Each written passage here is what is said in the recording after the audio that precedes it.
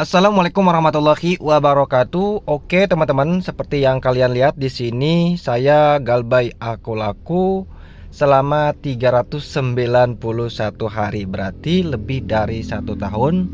Apa saja resikonya ya terhadap saya, dan apakah DC pinjolnya ya datang ke rumah saya atau tidak. Nah, di video ini saya akan jelaskan ya berdasarkan pengalaman saya. Mungkin bagi teman-teman yang nonton video ini baru galbay dan merasa ketakutan ya, nah teman-teman bisa simak video ini sampai selesai supaya hati teman-teman itu tenang ya. Oke teman-teman ya, seperti yang sudah saya tadi perlihatkan di awal video, saya galbay Aku Laku selama 1 tahun lebih. Dan apa sih resikonya ya, dan apakah DC-nya ke rumah saya atau tidak. Nah, jadi sebenarnya teman-teman ya, kalau misalkan kita gagal bayar di pinjol, baik itu Aku Laku atau pinjol lainnya, nah sebenarnya sih nggak usah takut teman-teman ya. Gak usah takut, gak usah dipikirin apa kata DC lapangan pinjol atau debt collector pinjol teman-teman ya. Mereka menagih itu ya dengan kata-kata yang bisa membuat kita itu takut teman-teman ya. Bagaimana caranya kita sebagai nasabah yang gagal bayar harus bayar gitu, seperti itu teman-teman. Nah, jadi bagaimana caranya si DC itu membuat kita merasa takut. Nah, sebenarnya sih kalau misalkan kalian sudah tahu aturan gagal bayar pinjol itu seperti apa, maka kalian itu tidak akan takut lagi teman-teman ya. Nah, saya gagal beberapa kali ya, bukan di aplikasi Aku Laku saja ya, di aplikasi lain juga saya pernah gagal bayar. Nah, tetapi berhubung saya tahu aturan gagal bayar itu seperti apa, nah jadi aturan gagal bayar itu ya memang sudah menjadi resiko teman-teman, resiko yang memberikan peminjam ya. Jadi intinya gak usah takut teman-teman. Jadi kalau gagal bayar pinjol itu kita gak perlu takut teman-teman ya. Jadi hutang piutang itu tidak ada undang-undangnya teman-teman, jadi nggak perlu takut ya. Hutang kita seberapapun besarnya itu tidak akan dimasukkan ke penjara atau tidak dipidanakan. Nah, kalau misalkan kita gagal bayar pinjol ya, sekelas pinjol bank aja hutang ratusan juta, miliaran, bahkan tidak ada yang dipenjara, apalagi pinjol teman-teman. Jaminannya itu hanya perdata saja.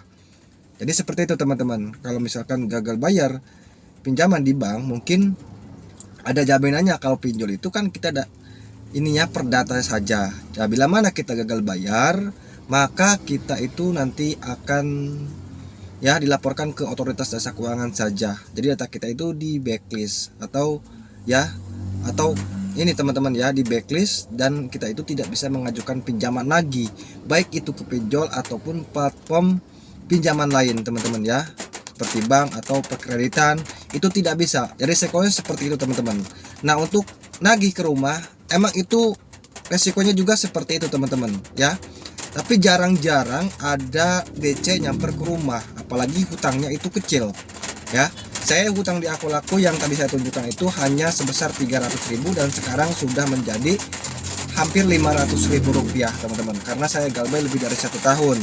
Kalau Aku Laku itu karena pinjol resmi OJK, jadi kalau sudah 3 bulan kita nggak bayar, itu kalau kita lewat 3 bulan itu bunganya tidak akan naik teman-teman. Jadi stop di situ teman-teman ya. Nah, namun pas di awal-awal itu kita akan terus-terusan diteror oleh pihak Aku Laku teman-teman ya, pihak Aku Laku. Nah, makin kelamaan makin agak berkurang ya teleponnya gitu, menagihnya jarang-jarang. Nah, kalau misalkan sudah 1 tahun seperti punya saya tadi, itu akan kembali lagi menggencar ya, mereka akan terus menagih lagi teman-teman ya.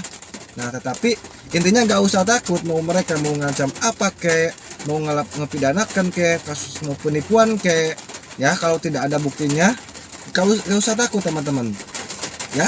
Itu hanyalah nakut-nakutin saja supaya kalian mau bayar, intinya seperti itu. Jadi hutang piutang itu tidak ada pidananya, tetapi perdata teman-teman ya. Perlu teman-teman ketahui. Misalkan teman-teman ya tidak sanggup bayar ya, ya sudah, biarkan saja teman-teman. Mereka mau datang ke rumah teman-teman, mau di mana ya, itu terserah mereka. Yang penting teman-teman itu bilang sama mereka bahwa saya belum mampu membayar. Saya biasanya seperti itu. Kalau misalkan saya di telepon ya, saya bilang seperti itu. Kalau untuk ngechat ke saya sih udah nggak pernah, karena saya malah gini saya ngomongnya teman-teman ya, kepada desk kolektor atau DC lapangan pinjol itu, silakan mau ke rumah saja, tetapi saya tidak mampu bayar. Kalau bapak mau ke rumah saya ya nggak apa-apa, saya bikin ya, saya nyampaikan seperti itu kepada mereka. Jadi kalau misal mereka maksa, kalau kita tidak bayar itu sudah resiko mereka yang rugi juga. Mereka datang ke rumah nasabah yang gagal bayar, perlu ini ya, perlu biaya ya, apalagi bawa kendaraan gitu kan, harus beli bahan bakar, pakai uang juga gitu kan.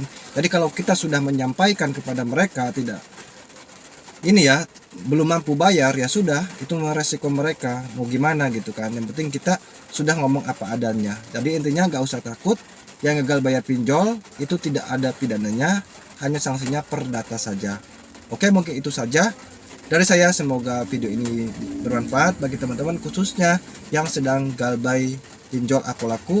Gak usah takut teman-teman, jadi bawa happy saja ya, gak usah terlalu dipikirin ya, mending mikirin kepentingan yang lain yang lebih penting. Oke, terima kasih sudah menonton. Wassalamualaikum warahmatullahi wabarakatuh.